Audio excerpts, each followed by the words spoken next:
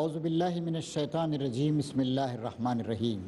قابل احترام حاضرین و ناظرین، قرآن مجید کی توضیح اور تشریح کا یہ مسلسل پروگرام نور قرآن، قرآن مجید کی روشنی، جس روشنی سے استفادہ کرتے ہوئے ہم اپنا جائزہ لے رہے ہیں اور اپنی زندگیوں کی نئی تعمیر کرنا چاہتے ہیں، اس میں آپ سب کا استقبال ہے۔ السلام علیکم ورحمۃ اللہ وبرکاتہ۔ اب تک ہم نے جن صورتوں کا مطالعہ کیا ہے وہ مدنی صورتیں تھیں، اور اب آج سے ہم سورہ انعام کا مطالعہ شروع کر رہے ہیں۔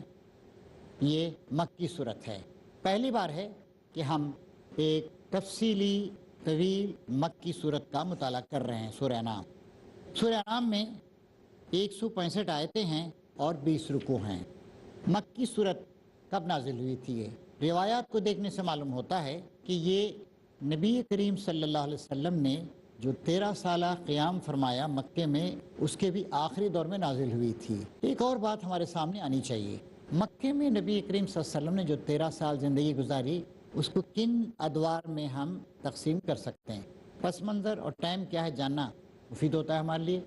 شروع کے 3 سال پہلا دور تھا، 4 ادوار ہیں۔ پہلا دور شروع کے 3 سال، اس وقت خاص لوگوں کو خفیہ طریقے سے نبی کریم صلی اللہ علیہ وسلم اسلام کی باتیں بتایا کرتے تھے۔ اگلا دور یہ تقریباً 2 سال کا ہے۔ اس میں حضور نے عام دعوت شروع کر دی اور مذاق اڑانا، شبہ ظاہر کرنا اور پھر مخالفت کرنا، اور کہیں کہیں غریب اور کمزور لوگ جو اسلام قبول کیے تھے ان پہ ظلم کرنا، اس دوسرے دور کا خاصہ ہے۔ تیسرا دور 5 نبوی سے لے کر، آپ ہجری جانتے ہیں، ہجری یعنی ہجرت کے بعد جو سال شروع ہوا، جیسے 1433 سال ہجری گزر رہا ہے، حضور کو مکے سے مدینہ ہجرت کیے ہوئے 1433 سال ہوئے، 34واں سال گزر رہا ہے۔ اس سے پہلے جو حضور نے 13 سال گزارے، اس کو ہم کیسے حساب کریں گے؟ اسے نبوی کہیں گے ہم۔ چنانچہ 5 نبوی سے 10 نبوی تک یہ جو 5 سال ہیں، اس میں ظلم و ستم، تشدد بڑھتا چلا گیا۔ اسی میں ایک کے بعد دیگرے 2 بار ہجرت حبشہ واقع ہوئی۔ اسی میں 3 سال تک بنو ہاشم کا، حضور کے خاندان کا معاشی اور سماجی بائیکاٹ، مقاطعہ کیا گیا، اور اس وقت حضرت ابو طالب، آپ کے چچا، حضور کو اور بنو ہاشم کو لے کر مکے کے باہر شیب ابی طالب میں 3 سال تک مصائب و شدائد برداشت کرتے رہے۔ یہ تیسرا دور تھا۔ تو پہلا دور 3 سال کا، دوسرا دور 2 سال کا، 5 سال ہوئے۔ تیسرا دور 6 سال سے 10ویں سال تک، تقریباً 5 سال کا، اور آخری دور ہجرت سے پہلے کے 3 سال، یہ چوتھا دور۔ اس دور میں حضرت خدیجہ کا انتقال ہو گیا، حضرت ابو طالب کا انتقال ہو گیا، حضور بہت بڑے سہاروں سے محروم ہو گئے، اور مصائب شدید سے شدید تر ہونے لگے۔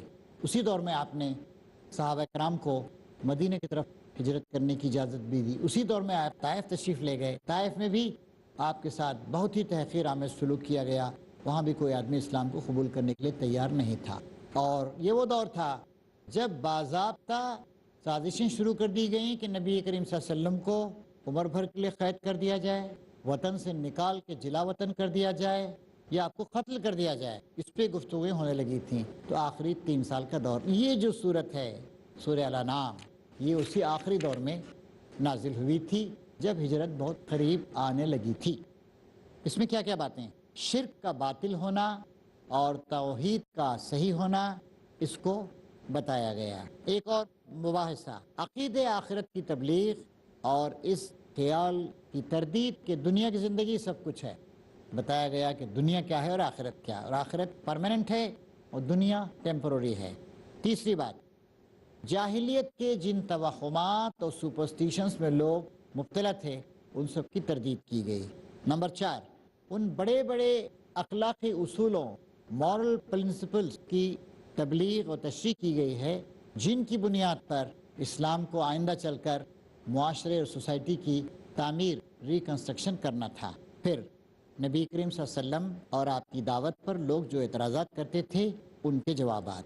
پھر 6واں پوائنٹ، طویل جدوجہد اور اس میں بظاہر کامیاب نہیں ہونے کی وجہ سے نبی کریم صلی اللہ علیہ وسلم کے صحابہ پر، عام مسلمانوں پر جو اضطراب، بے چینی، دل شکستگی، دل کے ٹوٹ جانے اور مایوسی کی کیفیت ہو رہی تھی، اور حضور کو بھی بہرحال پریشانی لاحق ہوتی تھی، اس کے بارے میں اطمینان دلانا، ہمت افزائی کرنا، اور ساتھ ساتھ منکرین اور مخالفین، وہ جو مخالفتیں کرتے تھے، ان کی غفلت، ان کی سرشاری اور ان کی نادانستہ خودکشی، اس طرح خودکشی کر رہے تھے مخالفت کر کے، اس پر ان کی تنبیہ بھی کی جا رہی ہے اور انہیں ڈانٹا بھی جا رہا ہے، تہدید بھی کی جا رہی ہے۔ تو یہ ساری کی ساری باتیں آپ کو سورہ انعام میں محسوس ہوں گی، اور پہلی بار ہمارے سامنے ایک مکی صورت آ رہی ہے۔ اس سے پہلے کی جو صورتیں تھیں اس سے مدنی صورتیں تھیں، تو اب پس منظر بدل رہا ہے۔ یہ پس منظر اگر ہم سامنے رکھیں گے تو اس کے مضامین کو، سورہ انعام کے مضامین کو سمجھنے میں ہمیں بڑی مدد ملے گی۔ آئیے اب ہم آگے بڑھتے ہیں۔ آغاز کیا جا رہا ہے، الحمدللہ الذی خلق السماوات والارض وجعل الظلمات والنور ثم الذین کفروا بربہم یعدلون۔ تعریف اللہ ہی کے لیے ہے جس نے زمین اور آسمان بنائے، روشنی و تاریکیاں پیدا کیں، پھر بھی وہ لوگ جنہوں نے دعوت حق کو ماننے سے انکار کر دیا ہے، دوسروں کو اپنے رب کا ہمسر ٹھہرا رہے ہیں۔ کائنات اللہ تعالیٰ کی تخلیق کردہ ہے، روشنی اور اندھیرا بھی اسی کا تخلیق کردہ ہے۔ صرف ساری کائنات اللہ تعالیٰ کی تخلیق کردہ ہے، وہی اس کا ایک اکیلا خالق ہے، معبود ہے، پروردگار ہے، رازق ہے، حاکم ہے، سب کچھ ہے۔ تو لوگ کچھ اور ہستیوں کو اللہ تعالیٰ کے برابر اور ہمسر قرار دے رہے ہیں۔ پھر فرما رہا ہے اللہ تعالیٰ ایک اور مثال، خود ہماری زندگیاں، وہی ہے جس نے تم کو مٹی سے پیدا کیا۔ انسان کے بدن میں جتنے اجزاء ہیں اس مٹی کے، اس سے الگ کوئی جز کہیں اور سے نہیں آیا، چاند سے سورج سے نہیں آیا۔ پھر تمہارے لیے زندگی کی ایک مدت مقرر کر دی، یہ بھی اللہ تعالیٰ مقرر کرتا ہے، ہم نہیں مقرر کرتے ہیں۔ کیا خود انسان مقرر کرتا ہے کتنے سال جیوں گا؟ اللہ مقرر کرتا ہے۔ اور ایک دوسری مدت اور بھی ہے جو اس کے ہاں طے شدہ ہے، قیامت، وہ بھی آئے گی کائنات پر۔ وہ کائنات کی موت ہوگی، اور کائنات کے موت کے بعد دوبارہ کائنات کی زندگی کی دوبارہ تخلیق ہوگی، وہ بھی ایک مدت۔ مگر تم لوگ ہو کہ شک میں پڑے ہوئے ہو، وہی ایک خدا آسمانوں میں بھی ہے اور زمین میں بھی، تمہارے کھلے اور چھپے سب حال جانتا ہے، اور جو برائی یا بھلائی تم کماتے ہو اس سے خوب واقف۔ آسمان و زمین میں وہی ہے، اسی کی خدائی ہے، کھلی چیزوں کو بھی چھپی چیزوں کو بھی جانتا ہے، اور جو بھلائی اور برائی تم کماتے ہو اس سے بھی پورے طور سے واقف۔ لوگوں کا حال یہ ہے کہ ان کے رب کی نشانیوں میں سے کوئی نشانی ایسی نہیں ہے جو ان کے سامنے آئی ہو انہوں نے اس سے منہ نہ موڑ لیا ہو۔ کتنی نشانیاں ہر جگہ بکھری ہوئی کائنات میں، خود اپنی جانوں میں۔ چنانچہ اب جو حق ان کے پاس آیا نبی کریم صلی اللہ علیہ وسلم کے ذریعے، تو اسے بھی انہوں نے جھٹلا دیا۔ اچھا، جس چیز کا وہ اب تک مذاق اڑاتے رہے ہیں، عنقریب اس کے متعلق کچھ خبریں انہیں پہنچیں گی۔ اشارہ ہے ہجرت کی طرف، اور ہجرت کے بعد نبی کریم صلی اللہ علیہ وسلم کو اور آپ کے پیغمبرانہ سرگرمیوں کو جو کامیابی ملے گی اس کا ذکر کیا جا رہا ہے۔ کیا انہوں نے دیکھا نہیں کہ ان سے پہلے کتنی ہی ایسی قومیں ہیں جن کو ہم نے ہلاک کر دیا، جن کا اپنے زمانے میں دور دورہ رہا ہے، ان کو ہم نے زمین میں اقتدار بخشا تھا جو تمہیں نہیں بخشا ہے، ان پر ہم نے آسمان سے خوب بارشیں برسائیں، ان کے نیچے نہریں بہا دیں، مگر جب انہوں نے کفران نعمت کیا تو آخرکار ہم نے ان کے گناہوں کی پاداش میں انہیں تباہ کر دیا اور ان کی جگہ دوسرے دور کی قوموں کو اٹھایا۔ فرمایا جا رہا ہے خاص کر مکے کے ان لوگوں کو جو 12-13 سال سے نبی کریم صلی اللہ علیہ وسلم کی دعوت کی مخالفت کر رہے تھے اور ہرگز ماننے کے لیے تیار نہیں تھے، بلکہ شدید ترین مخالفت کا رویہ اپنا کر اسلام کو اور حضور کو نقصان پہنچانے کی کوشش کر رہے تھے، کہ تم سے پہلے بہت ساری قومیں گزری ہیں، زمین میں ان کا دور دورہ تھا، لیکن جب انہوں نے انکار کے رویے پر جم گئے وہ لوگ، تو ان کو ہٹا دیا گیا اور قوموں کو لایا گیا۔ یعنی وارننگ ہے کہ اگر تم نے بھی ہمارے آخری نبی محمد صلی اللہ علیہ وسلم کی دعوت کے ساتھ انکار کا، سرکشی کا، مخالفت کا، دشمنی کا وہی رویہ اختیار کیا جو تم سے پہلے کی قوموں نے کیا تھا، پھر تمہارا بھی وہی انجام ہوگا اور تاریخ اپنے آپ کو دہرائے گی۔ اے پیغمبر، اگر ہم تمہارے اوپر کوئی کاغذ میں لکھی لکھائی کتاب بھی اتار دیتے اور لوگ اسے اپنے ہاتھوں سے چھو کر بھی دیکھ لیتے، تب بھی جنہوں نے حق کا انکار کیا ہے وہ یہی کہتے کہ یہ تو ایک سری جادو ہے۔ کہتے ہیں اس نبی پر کوئی فرشتہ کیوں نہیں اتارا گیا؟ یہ بھی ایک مطالبہ تھا۔ اگر کہیں ہم نے فرشتہ اتار دیا ہوتا تو اب تک کبھی کا فیصلہ ہو چکا ہوتا، پھر انہیں کوئی مہلت نہ دی جاتی۔ فرشتہ نہیں اتارا جاتا ہے، فرشتہ آ گیا اس کے بعد تو عذاب ہی لے کر آئے گا وہ۔ کیا مقصد، مطلب کیا ہے؟ انسان کی آزمائش ہو رہی ہے، کبھی ایسا نہیں ہوگا کہ آسمان پہ تحریر آ جائے لا الہ الا اللہ محمد رسول اللہ۔ عقل سے کام لو، سوچو، دعوت کو سنو، غور کرو، اس پر دلائل پہ غور کرو۔ اور اگر ہم فرشتے کو اتارتے تب بھی اسے انسانی شکل ہی میں اتارتے۔ فرشتے کو انسان دیکھ نہیں سکتا ہے، وہ ایک نوری مخلوق ہے، وہ اس طرح کی کسی مادے سے نہیں بنی ہے جیسے مادے سے ہم بنے۔ مادی چیزوں کو آپ دیکھ سکتے ہیں، روحانی مخلوقات کو آپ دیکھ نہیں سکتے۔ تو فرشتہ آ بھی آتا تو پھر بھی لوگ اسی شبے کا شکار رہتے۔ پھر فرمایا جا رہا ہے اے محمد صلی اللہ علیہ وسلم، تم سے پہلے بھی بہت سے رسولوں کا مذاق اڑایا جا چکا ہے، مگر ان مذاق اڑانے والوں پر آخرکار وہی حقیقت مسلط ہو کر رہی جس کا وہ مذاق اڑاتے تھے۔ ان سے کہو ذرا زمین میں چل پھر کر دیکھو جھٹلانے والوں کا کیا انجام ہوا ہے۔ لوگ تاریخ میں ان واقعات کو پڑھتے ہیں، لوگ واقف ہوتے ہیں، خدا کا انکار، خدا کے نبی کا انکار، خدا کے نبی کی دعوت کو رد کرنا کتنا بڑا جرم ہے، لیکن پھر بھی مانتے نہیں۔ ان سے پوچھو آسمانوں و زمین میں جو کچھ ہے وہ کس کا ہے۔ یہ طریقہ آج بھی آپ اختیار کیجئے۔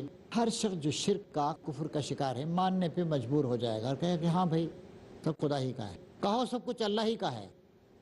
وہ اگر مان لیں تو ٹھیک ہے، خاموش رہ جائیں، ظاہر ہے کہ وہ زبان سے اقرار نہیں کریں گے، حالانکہ دل ان کا قائل ہوگا کہ بھائی سب کچھ اللہ ہی کا ہے۔ تو تم ان کے تصورات کو الفاظ دیتے ہوئے کہو کہ کل للہ، سب کچھ اللہ تعالیٰ کا ہے۔ اس نے رحم و کرم کا شیوا اپنے اوپر لازم کر لیا ہے، کتب علی نفسہ الرحمہ۔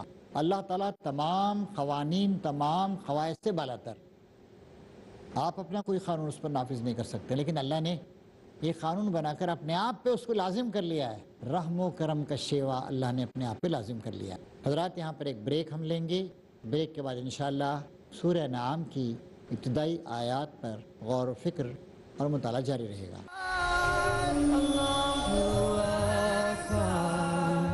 رمضان قد أهل بالصيام وأطل۔ پیس ٹی وی اردو کی جانب سے تمام اہل ایمان کو رمضان المبارک کی مبارکباد قبول ہو۔ اللہ سبحانہ و تعالی ہم سب کی عبادات، روزے، تراویح کو قبول فرمائے۔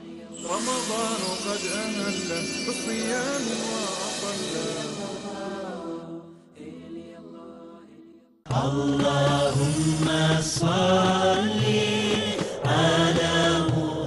احادیث نبوی صلی اللہ علیہ وسلم۔ حضرت عباس رضی اللہ عنہ نے بیان کیا کہ نبی کریم صلی اللہ علیہ وسلم نے فرمایا، کوئی بھی مرد کسی عورت کے ساتھ اس کے محرم کے بغیر تنہائی میں نہ بیٹھے۔ صحیح بخاری جلد نمبر 7 کتاب النکاح حدیث نمبر 5233۔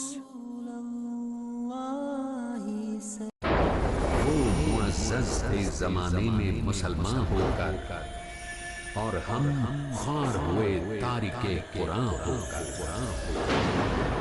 اللہ کو مانو، اس کی توحید کو تسلیم کرو۔ پرنور آیات والی، سب سے اعلیٰ بیان والی، وہ وحی کے ذریعے سے آنے والی ہدایت، بہترین سبق والی، قرآن کو مانو، محمد کو مانو صلی اللہ علیہ وسلم، اور بعد سے بعد الموت کو مانو، جنت اور دوزخ کو مانو۔ سب سے افضل کتاب۔ تصور یہ رہنا چاہیے کہ کامیابی صرف آخرت کی کامیابی۔ ڈاکٹر اسرار احمد سے جانیے اللہ کے کلام کا صحیح اور دلوں کو روشن کرنے والا بیان، تعلیم قرآن۔ اگلا پروگرام پیس ٹی وی اردو پر۔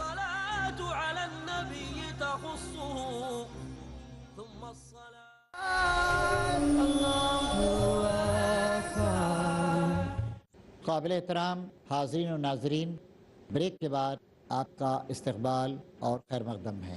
سورہ انعام قرآن مجید کی 6ٹھی صورت ہے اور مکے میں نازل ہوئی تھی، اس کا مطالعہ جاری رہے گا۔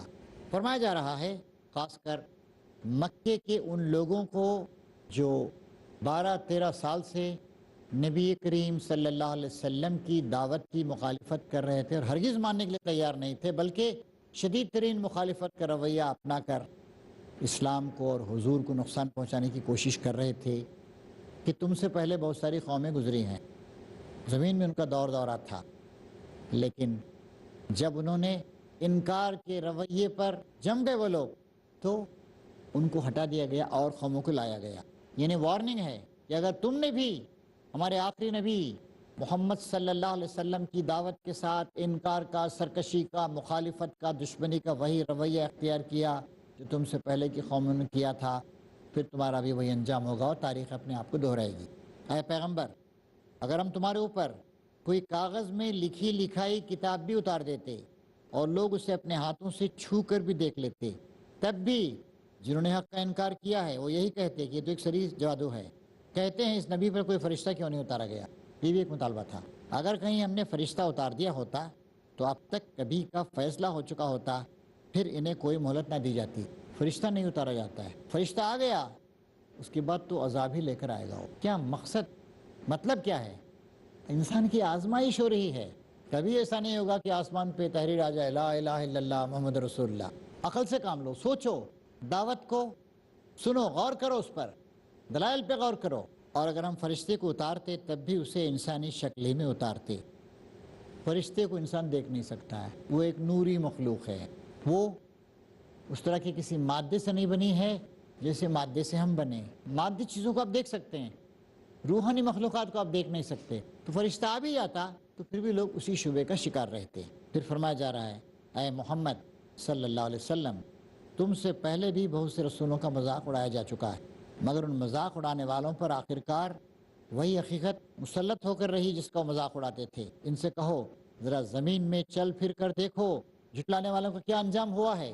لوگ تاریخ میں ان واقعات کو پڑھتے ہیں، لوگ واقف ہوتے ہیں۔ خدا کا انکار، خدا کے نبی کا انکار، خدا کے نبی کی دعوت کو رد کرنا کتنا بڑا جرم ہے، لیکن پھر بھی مانتے نہیں۔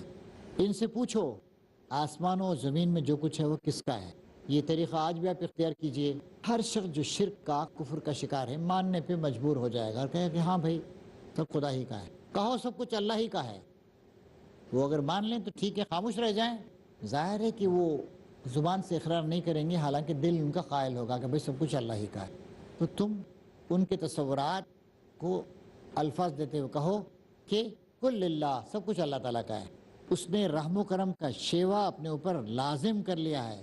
کتب علی نفسہ الرحمہ، اللہ تعالیٰ تمام قوانین، تمام قواعد سے بالاتر۔